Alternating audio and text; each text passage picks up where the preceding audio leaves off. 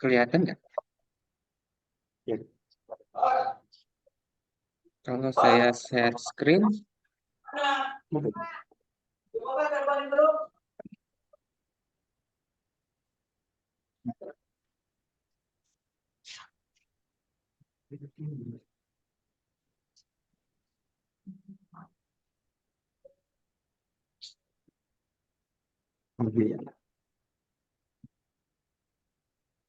Hmm, Assalamualaikum warahmatullahi wabarakatuh. Waalaikumsalam. Waalaikumsalam. Ya pun. Sehat semua Bapak Ibu sekalian. Kayaknya masih sibuk ya. Tadi ada bagi-bagi beras, ada yang lagi hajatan kayaknya Pak Suminto ya. Nah, kita sambil ya. Semoga apa yang kita pelajarin hari ini itu bisa bermanfaat buat Bapak Ibu sekalian dan juga buat desa yang sesuai dengan tujuan desa Cinta Statistik ini ya. Nah, ini materi sebelumnya itu menjelaskan tentang literasi statistik, yaitu tentang apa itu statistik gitu kan. Nah, selanjutnya kita akan membahas tentang diseminasi data. Nah, Bapak Ibu kan sudah melihat ya video ajar saya gitu di situ sudah dijelaskan tentang apa itu diseminasi data. Mungkin saya nggak banyak yang saya bahas di sini karena sudah pada nonton ya. Ada yang mau ditanya nggak? Santai aja ya. Nah, pertama kita ulas lagi di sini tentang apa itu diseminasi data. Diseminasi data adalah proses menyebarkan informasi atau data kepada berbagai pihak yang menentukan dengan cara yang mudah dipahami dan diakses. Nah, kata kuncinya di sini adalah menyebarkan informasi atau data. Nah, kalau di video itu saya buat contoh ya. Eh, Contohnya ketika ada ibu-ibu di dalam suatu perkumpulan gitu kan, menceritakan tetangganya gitu yang beli motor baru. Nah, itu sebenarnya termasuk dari diseminasi gitu ya, menyebarkan informasi. Tapi mungkin informasi yang sifatnya ya bergunjing ya. Nah, kalau yang kita akan bahas di sini adalah diseminasi tentang data-data statistik. Atau misalnya bapak-bapak nih, kalau kumpul-kumpul bahas bola gitu kan, tuh, bagaimana Indonesia menang melawan Korea kemarin, nah, berapa jumlah berapa jumlah golnya. Nah, itu udah termasuk dari diseminasi data. Nah, selanjutnya adalah apa sih manfaat dari diseminasi data? Nah, pertama adalah peningkatan pengetahuan. Nah, ini hanya beberapa contoh yang saya eh, lihat dari apa audiensi kita kan di sini tentang desa ya. Jadi sini ada poin ketiga itu ada pemberdayaan komunitas. Sebenarnya manfaat diseminasi data ini luas. Cuma saya coba fokuskan ketiga yaitu pertama peningkatan pengetahuan.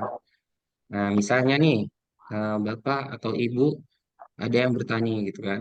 Nah, ternyata pertanian di eh, musim ini sukses nih, misalnya sawah gitu ya.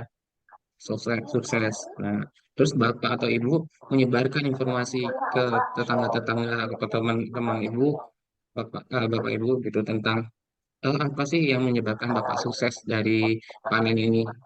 Misalnya dari benihnya, dari pupuknya, dari tekniknya gitu kan. Eh, dari waktunya mungkin.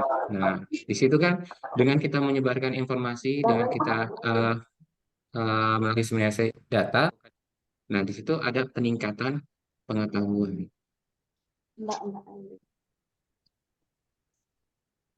Nah, selanjutnya adalah pengambilan keputusan yang lebih baik. Nah, kan tadi kita sudah menyebarkan informasi nih kepada masyarakat, kepada tetangga kita, gitu kan. Oh, ternyata dengan kita menggunakan benih yang ini, dengan pupuk sekian, dengan pupuk ini, gitu kan. Dan itu dapat menjadikan pengambilan keputusan yang lebih baik oleh berbagai petani gitu. Oh, dengan menggunakan pupuk ini, dengan menggunakan eh, apa namanya tadi benih ini, itu bisa menyebabkan peningkatan kualitas panen gitu, kuantitas panen. Nah, itu kan jadi setiap petani dapat mengambil keputusan yang lebih baik. Nah, selanjutnya adalah pemberdayaan komunitas. Nah, dari situlah kita bisa memberdayakan komunitas. Jadi kita mengetahui informasi bagaimana apa namanya bertani yang teknik yang baik, terus bagaimana penggunaan bibit yang baik, eh, pupuk yang baik. Nah, di situ kan kita bisa memberdayakan komunitas-komunitas eh, organisasi petani ya. Hmm, jadi lebih bermanfaat, lebih berdaya. Selanjutnya adalah cara diseminasi data. Yang pertama adalah tabel. Mungkin saya yang baca nih. Nah, pertama di sini ada dua cara ya. Kalau di dimensi data secara eh, statistik ini ada dua contoh.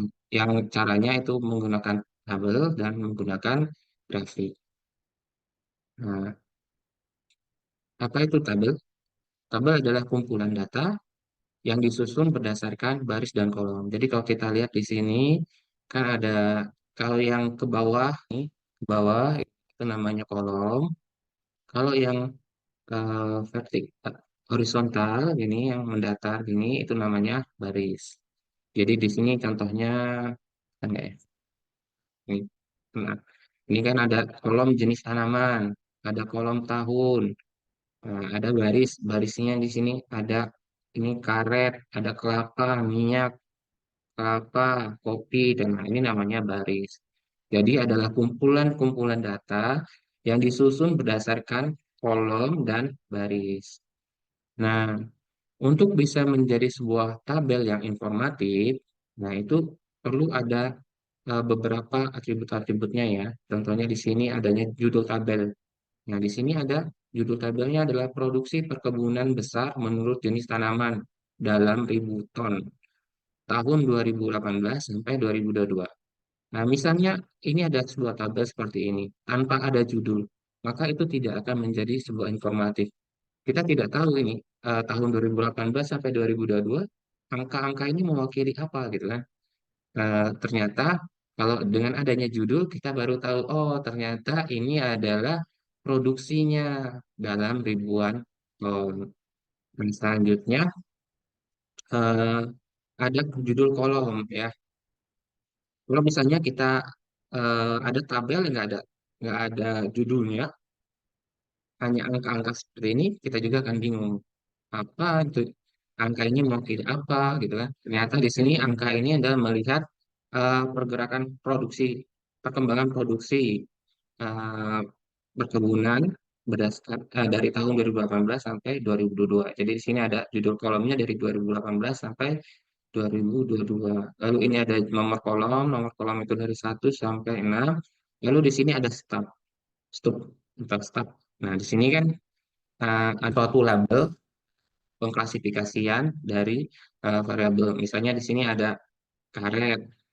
Nah, jadi apa yang mau kita klasifikasikan misalnya tentang perkebunan besar ini apa saja sih jenisnya?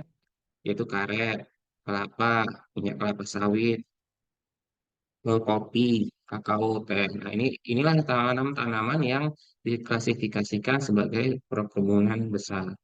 Lalu di sini isi tabel. Nah, inilah data-datanya. Data-data inilah yang eh, yang pokok dari tabel ini. Selanjutnya di sini perlu adanya catatan jika ada catatan ya. Misalnya contohnya di sini eh, cakupan perusahaan kelapa sawit sejak tahun 2016 bertambah. Oh ini kalau ada catatan agak kurang kelihatan ya. Saya juga nggak kelihatan. Selanjutnya di sini ada sumber data. Nah, agar tabel ini, data ini dapat dipertanggungjawabkan, maka perlu adanya sumber data. Sumber datanya dari mana ini data yang diambil? Ya, kalau misalnya ada suatu tabel, tanpa ada sumber data itu akan menjadikan kita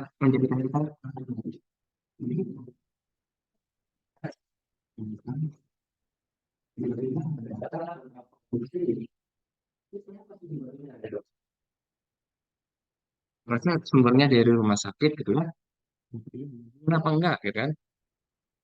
Nah, kan di sini dengan adanya sumber kita akan mengetahui oh data ini akurat ini berdasarkan sumber eh, dari data yang diambil.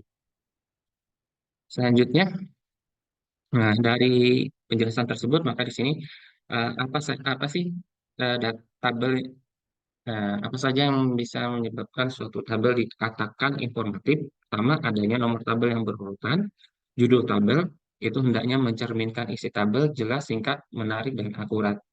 Nah, judul juga jangan cuman misalnya di sini judul ya. Nah, judulnya jangan cuman misalnya produksi perkebunan besar menurut jenis tanaman tanpa ada ributan dan tanpa ada tahun. Orang akan bingung gitu.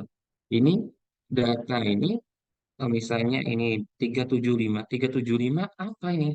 Dalam satuan apa ini gitu kan? Maka perlu ada yang penjelasan bahwa di sini dalam ribuan ton. Bisa jadi kalau misalnya tidak ada ribuan ton, itu misalnya cuma 375. Orang akan multi persepsi. Oh, ini bisa jadi kilo. Oh, ini bisa jadi kuintal gitu kan.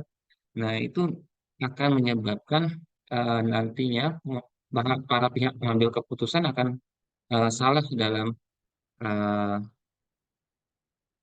dalam mengambil keputusan karena salahnya informasi yang dia terima. Maka judul tabel ini harus jelas tentang apa tabelnya, satuannya jelas dan jika dia tentang tren menggunakan tren tahun sekian, jadi dari tahun berapa sampai tahun berapa. Lalu adanya nomor kolom yang berurutan. Nah, di sini nomornya 1 sampai 6 ya. Ini untuk memudahkan dalam membaca kolomnya, tabelnya. Lalu penulisan judul kolom yang tepat. Nah, kalau misalnya di sini kan produksi perkebunan besar jenis tanaman ributan dari tahun 2018 sampai 2022. Nah, judul kolomnya jelas ya karena di sini kita ingin melihat perkembangannya produksinya dari tahun 2018 sampai 2022, maka judul kolomnya ya judulnya tahun 2018 berapa, 2019 berapa dan selanjutnya. Lalu wajib mencantumkan sumber data. Nah, ini karena kita untuk mengetahui ya keakuratan suatu data, perlu kita mengetahui sumber datanya agar bisa dipertanggungjawabkan. Selanjutnya, saya mau, kan tadi katanya ada door prize ya. Dari tabel data ini, tabel ini sudah baik atau belum? Apa yang kurang? Ada yang bisa jawab? Yang jawab nanti dikasih door prize ya. Tadi katanya Bu Rena ya. Silakan. Yuk, yang ngikutin. Ayo, ayo. Lumayan. Mana nih? Bu Nining mau jawab? Judul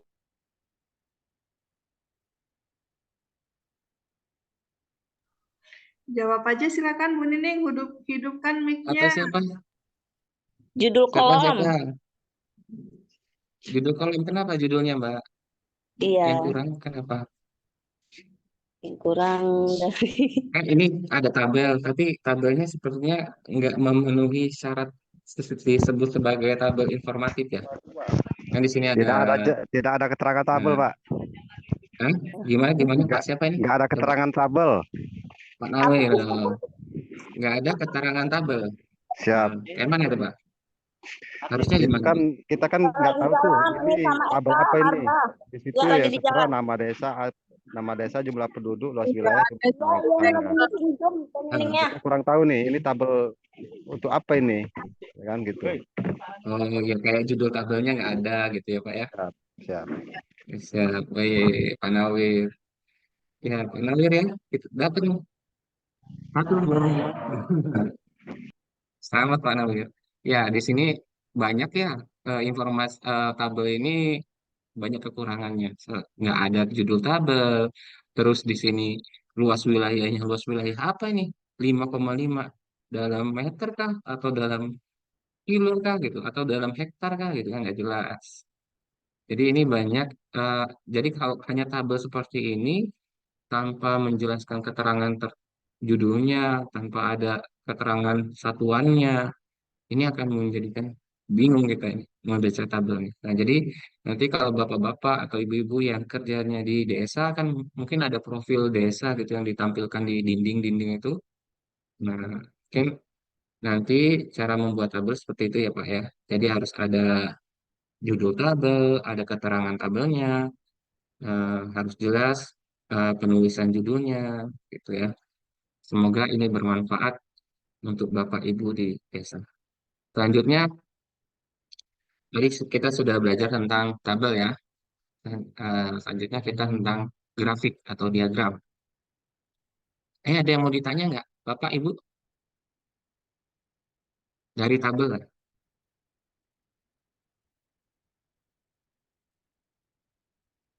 Oh, nggak ada, kita Mungkin lanjut ya. cukup Pak dilanjut. Lanjut ya. Selanjutnya grafik atau diagram. Nah, grafik itu berguna untuk menyampaikan data dengan lebih menarik dan mudah dicerna dan lebih jelas. Mungkin kalau misalnya nanti ada data yang banyak gitu ya, seperti ini gitu kan. Kalau mau kita tampilin ini di dinding apa namanya, eh, di dinding apa, di desa gitu kan. Kalau kita melihat cuma angka-angka seperti ini, mungkin orang bacanya apa ini gitu kan, kurang bisa langsung menangkap gitu, harus mikir dulu gitu. Tapi kalau misalnya kita membuatnya di dalam tabel gitu, oh ternyata misalnya di sini membuatnya dalam grafik misalnya. Terus di sini kita melihat ada yang naik gitu kan. Jadi grafiknya semakin ke atas gitu. Oh, berarti karet di sini potensi nih gitu. Jadi setiap orang yang bertamu ke desa kita mungkin potensi-potensi desa itu bisa kita lihat tuh. Oh, di sini pariwisatanya setiap tahun pengunjungnya naik. Berarti saya bisa investasi nih ke sini. Nah, misalnya mau menghadap apa membuat suatu rumah makan atau hotel gitu kan. Nah, itu bisa. Selanjutnya, grafik bisa membantu dan dalam melakukan perbandingan menunjukkan hubungan serta melihat perkembangan mengenai suatu kondisi. Jadi nanti ada grafik yang dia itu untuk menunjukkan suatu hubungan, ada grafik yang bisa melihat suatu tren atau perkembangan. Nah, jadi grafik itu ada macam-macam fungsi, macam-macam dan fungsinya macam-macam. Grafik yang disajikan bisa berupa grafik garis, line chart, grafik batang, bar chart, atau grafik lingkaran, pie chart, dan lain-lainnya. Masih banyak. Ya, nah, tapi yang kita akan bahas cukup tiga ini. Pertama, grafik garis. Nah, grafik garis ya, seperti yang kita sering lihat ya. Di sini contohnya adalah pertumbuhan ekonomi di sini. Nah, di sini bagus untuk menunjukkan tren dari perubahan waktu ke waktu. Jadi kita ingin melihat tren ya Pak, melihat perkembangan. Kalau kata kuncinya melihat perkembangan, melihat tren, ya itu berarti cocoknya pakai grafik garis. Efektif menyajikan data yang sifatnya berkelanjutan, namun kurang efektif untuk perbandingan langsung antar kategori. Kalau di sini kan nggak bisa melihat eh, misalnya kalau di sini perkembangan ekonomi ya, ini hanya satu variabel sih ya. Nah, jadi kurang cocok untuk melihat perbandingan antar kategori. Dia hanya cocoknya untuk yang sifatnya melihat perkembangan. Nah, contohnya ini kayak tingkat pertumbuhan penduduk Indonesia tahun 1971 sampai 2020. Nah, ini tren. Kan kalau melihat dari sini berarti kelihatan, oh turun nih penduduknya gitu kan. Ada apa nih? Apakah KB berhasil gitu kan? Nah, di sini mungkin Bapak juga bisa buat Bapak Ibu bisa buat juga di desa gitu ya, di webnya, di dinding eh, itu tadi di desanya kan lebih informatif tentang tingkat pertumbuhan penduduk di desa Batu Menyan, Bagulan dan lain-lain. Selanjutnya grafik Batang.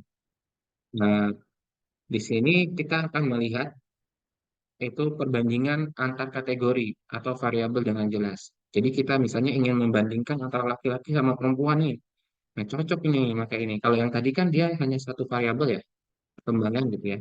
Nah, kalau yang ini kita bisa melihat perbandingan antar kategorinya. Selain laki-laki, perempuan. Nah, di sini contohnya presentasi penduduk bekerja menurut jenis pekerjaan dan jenis kelamin di Provinsi Lampung pada Agustus 2022. Nah, di sini kan terlihat bahwa yang sektor 6 ini sektor lapangan usaha yang keenam ini didominasi oleh laki-laki sebanyak 46,26%. Nah, tapi kalau di sektor yang keempat ini, lapangan usaha keempat ini didominasi oleh wanita yaitu 29,31%.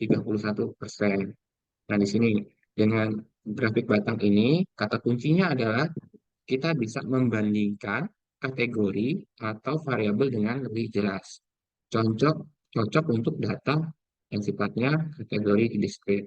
Nah, tidak efektif untuk menunjukkan tren. Nah, karena ini bukan untuk menunjukkan tren waktu ya, tapi kita melihat perbandingan kategori. Kalau ini stock bar, grafik bottom juga, cuman sifatnya adalah proporsi membantu untuk menunjukkan kontribusi masing-masing kategori terhadap total. Nah, kalau ini sih mungkin agak lebih nggak mikir ya, karena kita harus ngitung terhadap total, sangat efektif dalam menampilkan bagaimana berbagai kategori berkontribusi terhadap nilai total dan mengambilkan perubahan tren secara real time. Ini di sini contohnya proporsi pekerja informal dan formal dan informal. Kalau yang formal itu hijau, informal itu yang kuning ya. Jadi dari tahun 2019, 2019 ternyata informal itu masih lebih banyak daripada yang yang formal. Saya sampai tahun 2023 juga sama ya. Informal itu masih lebih mendominasi. Tapi sulit untuk membaca nilai spesifik dalam setiap tumpukannya. Ini agak terus kekurangannya itu. Nah, selanjutnya adalah diagram lingkaran. Diagram lingkaran ini kita ingin melihat proporsi antar bagian dari suatu keseluruhan. Maksudnya proporsi suatu kategori. Misalnya kalau di sini kan penggunaan internet ya, penggunaan browser kayak Firefox, Chrome. Nah, kalau misalnya di desa gitu ya, misalnya kita ingin melihat diagram lingkaran tentang proporsi penduduk yang bekerja menurut lapangan usaha. Nah, misalnya nanti ada petani, ada pegawai negeri, ada pegawai swasta, gitu kan. Nah, itu bisa kita buatkan diagram lingkarannya, kita akan mengetahui berapa persen di masing-masing penduduk berdasarkan kategori jenis lapangan usaha pekerjaannya. Selanjutnya adalah diagram sebaran. Nah, kalau ini tadi ya kurang efektif menunjukkan perbandingan data yang rumit atau banyak kategori. Jadi diagram lingkaran ini kata kuncinya tadi adalah untuk melihat proporsi, presentasi gitu kan, relatif antar bagiannya. Nah, selanjutnya tentang diagram sebaran, ini adalah memperlihatkan hubungan antara dua variabel secara visual. Jadi di sini, oh, saya harusnya ngambil contoh yang ini ya. Nah, kalau di sini misalnya suatu sebaran, titik-titik ini adalah mewakili titik data ya. Nah, kalau kita ingin melihat sebaran yang bertumpuk itu berarti di situ adanya eh, hubungan yang erat gitu, hubungan yang kuat di variabel tersebut di antara variabel quality karakter X dengan proses ini harus nanti mungkin diperbaiki. Berguna untuk mengidentifikasi pola dan korelasi. Jadi ingin melihat suatu hubungan, apakah misalnya pendapatan dengan kemiskinan itu eh, apa namanya saling terkait gitu. Pendapatan dengan jenis pekerjaan apakah saling korelasi atau memiliki hubungan gitu kan. Jadi misalnya Bapak punya data nih, data di desa, misalnya si A kerjanya apa, jumlah pendapatan bulannya berapa gitu kan. Nah, itu Bapak buatin per orang per titik, satu orang satu titik, satu orang satu titik. Nah, di situ nanti akan kelihatan, oh kira-kira kalau petani kayaknya pendapatannya itu berkisar di sini nih gitu kan. Oh, kalau pegawai negeri segini. Oh, kalau swasta segini. Gitu. Jadi kelihatan sebarannya. Namun tidak memberikan informasi tentang tren atau waktu. Nah, itu tadi ya tentang diagram. Ada diagram garis. Kata kuncinya tadi apa? Dia adalah untuk menunjukkan tren atau perubahan waktu. Lalu diagram batang, dia itu untuk melihat perbandingan kategori. Nah, selanjutnya eh, ada diagram lingkaran, ini untuk melihat suatu proporsi.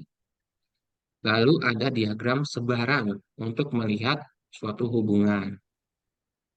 Nah, sebelum itu apakah, nah terus tadi udah ya, bagaimana menentukan grafik atau diagram yang tepat? Yang pertama, tentukan tujuan utama dari grafik yang akan dibuat. Apakah Anda ingin menunjukkan perbandingan, tren, distribusi, atau komposisi? Pastikan hanya menyertakan informasi yang relevan dengan tujuan grafik. Karena terlalu banyak data itu, eh, terlalu banyak data yang tidak relevan malah membuat bingung gitu membacanya. Misalnya kan nanti kalau misalnya kita ada survei gitu kan ada eh, apa namanya? Kita menanyakan misalnya jumlah anggota keluarganya berapa, pendapatannya apa, pekerjaannya apa. Nah, kalau kita cuma mau melihat terus lapangan usahanya apa? Jika ingin melihat cuma melihat proporsi jumlah penduduk yang bekerja di lapangan usaha apa masing-masing berdasarkan lapangan usaha gitu kan, proporsi tadi kan. Dan berarti kan kita nggak perlu mencantumkan data-data tentang jumlah keluarga, anggota keluarga, jumlah pendapatan, tapi kita cukup menggunakan data yang relevan yaitu eh, lapangan usahanya. Nah, di sini maksud dari yang poin kedua. Nah, apakah grafik atau diagram yang digambarkan sudah informatif? Nah, ini ada syaratnya juga. Pertama ada nomor grafik agar berurutan, ada judulnya ya. Pasti suatu tabel atau grafik harus ada judul yang menggambarkan isi dari grafik yang jelas, singkat, menarik, dan akurat. Jenis grafik atau diagram yang tepat. Nah, tadi jangan sampai kita ingin melihat kategori perbandingan antara eh, laki-laki perempuan berdasarkan lapangan usaha, tapi kita menggunakan grafik garis, kan nggak nyambung gitu kan. Eh, Kita perlu adanya jenis grafik yang tepat. Kedua adalah label dan legenda yang jelas. Tadi misalnya tentang eh, ini, jadi kan di sini ada kita membedakan antara laki sama perempuan dengan label dan legenda yang jelas ya, warnanya jelas berbeda gitu. Itu menunjukkan untuk memudahkan orang dalam membacanya. Misalnya ini tentang proporsi kan, warnanya kita bedakan, ada legendanya, ada oh ya warna merah ini Firefox misalnya, biru ini Internet Explorer, gitu kan. Lalu pemformatan yang tepat, warna yang dapat dibedakan dan wajib menampilkan sumber data. Itu dari saya ya tentang grafik. Nah, tadi kan katanya ada dua hadiah dan satu bingkisan, maka yang kedua ini, mungkin ada yang bisa bantu saya nih ya. Jadi di desa Batumenyan lah misalnya contohnya. Kepala desanya ingin mengetahui efektivitas program pembangunan infrastruktur yang dilakukan selama 5 tahun terakhir. Nah, program ini mencakup pembangunan jalan, penyediaan air bersih dan listrik. Nah, tujuan utamanya adalah meningkatkan kualitas hidup warga desa. Nah, kepala desa pengen melihat data tersebut di dalam sebuah grafik gitu kan. Nah, jumlah penduduk setiap tahun ada nih datanya. Jumlah penduduk desa bertambah rata-rata 2%. Jalan beraspal, panjang jalan beraspal di desa bertambah dari 10 kilometer tahun 2019 menjadi 20 kilometer pada tahun 2023. Akses air bersih, persentase rumah tangga memiliki akses air bersih meningkat dari 60% tahun 2019 menjadi 85% 2023. Akses listrik, persentase rumah tangga memiliki akses listrik meningkat dari 80% pada tahun 2019 menjadi 95% pada tahun 2023. Nah, dari cerita di atas nih, jadi sudah Pak Kade sudah punya nih progres pekerjaan beliau dalam eh, 5 tahun terakhir, 4 tahun terakhir. Ada jumlah penduduknya bertambah 2% rata-rata, aspalnya juga bertambah 10 kilometer gitu kan, menjadi 20 kilometer. Nah, akses air bersihnya juga bertambah jadi 85%, akses listriknya bertambah jadi 95%.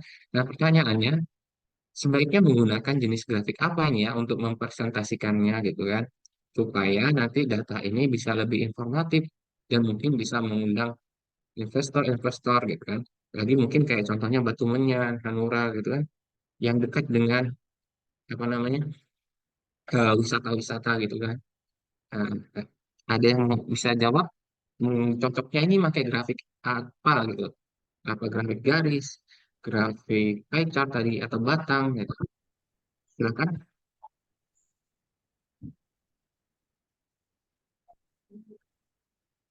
Katanya ini jangan malu. Nah, Mbak Isnin, silakan.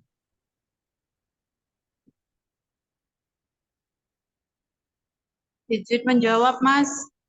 Iya, iya. Silakan, Mbak. Cocoknya pakai Menurut apa nih? saya menggunakan ya, menurut saya menggunakan grafik garis ya, karena di situ menunjukkan tren atau perkembangan dari tahun ke tahun. Eh, benar ya, Pak. Benar ya, Mbak ya. Keren.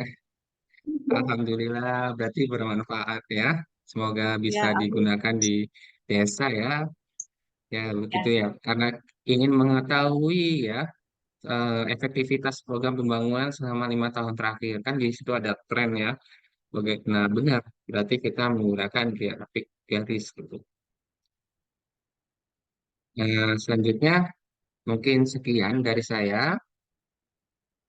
Kalau ada yang mau bertanya, silakan.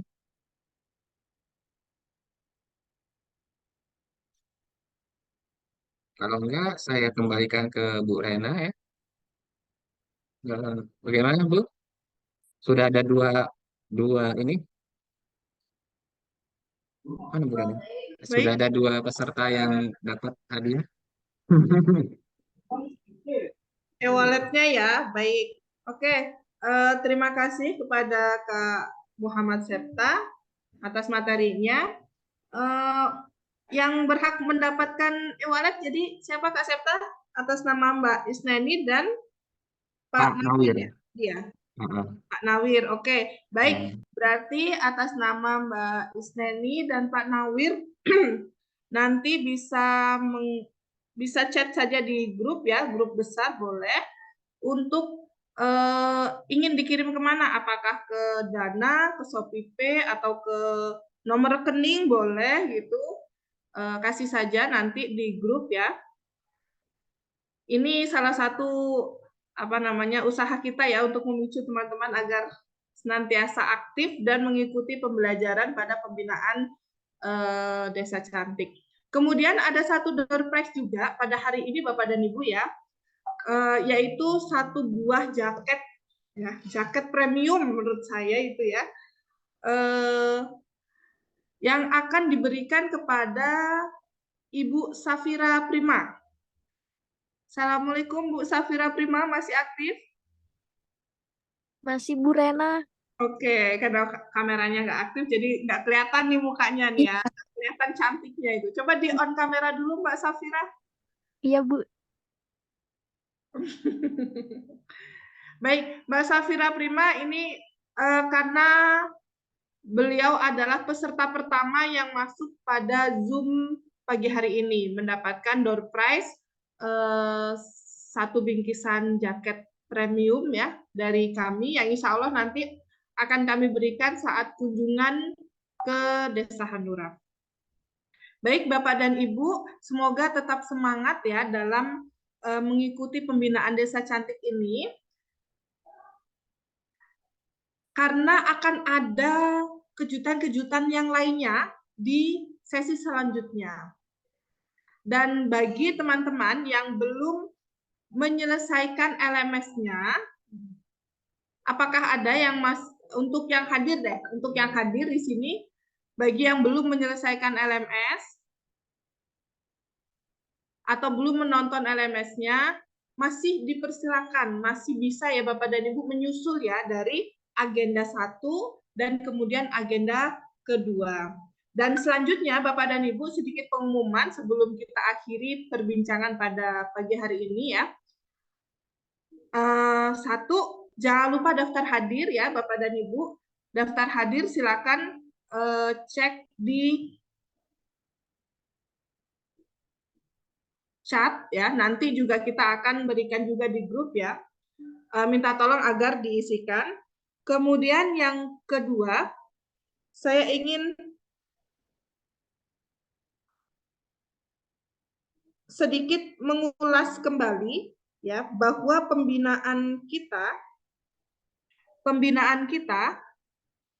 akan ada sekitar 6-7 materi ya Bapak dan Ibu ya. Jadi jangan bosan untuk mengikuti dan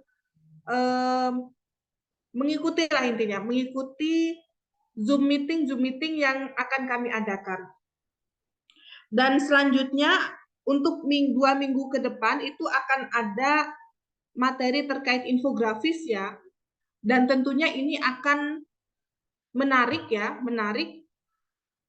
Jangan lupa juga untuk di LMS-nya bisa mulai pembelajaran mandirinya mulai dari hari ini sampai tanggal 14. Rencananya kita akan melakukan Zoom meeting kembali pada tanggal 14 Juni. Baik, terima kasih Bapak dan Ibu atas perhatiannya pada pagi hari ini.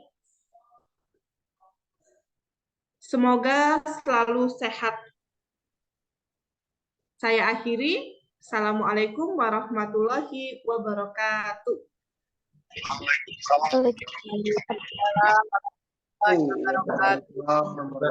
Bapak Ibu bisa foto bersama dulu ya. Saya lupa.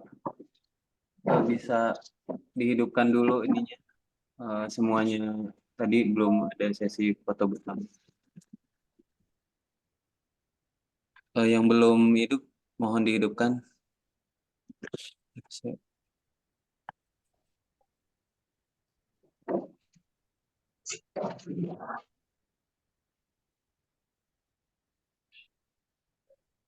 Mancing, Pak Nawir sih mancing. Oh, nggak apa-apa. Itu di tengah laut katanya. Tadi bilang ikut Pak Nawir. Tapi masih dapat hadiah ya, Pak Nawir ya. Alhamdulillah ya. Tetap dapat Ya dapat ikan, Pak. lumayan.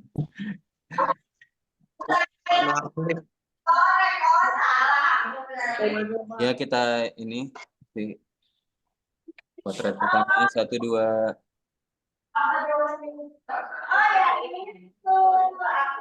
Ya ini ada yang masih mau dihidupkan lagi. Kita sekali lagi 1, 2. Oke, terima kasih Bapak Ibu. Insya Allah nanti akan ketemu lagi dan bakal ada hadiah lagi ya buat pertemuan berikutnya. Gitu. Jadi jangan bosan buat ini. Insya Allah manfaat buat kita semua. Terima kasih. Udah berarti Mbak Rena udah. Ya, sudah. Oke, izin lain Bapak Ibu. Terima kasih, sukses Pak mancingnya. Di pertemuan selanjutnya. Terima kasih. Assalamualaikum. Waalaikumsalam. Jangan lupa Mbak Neni, Pak Nawir,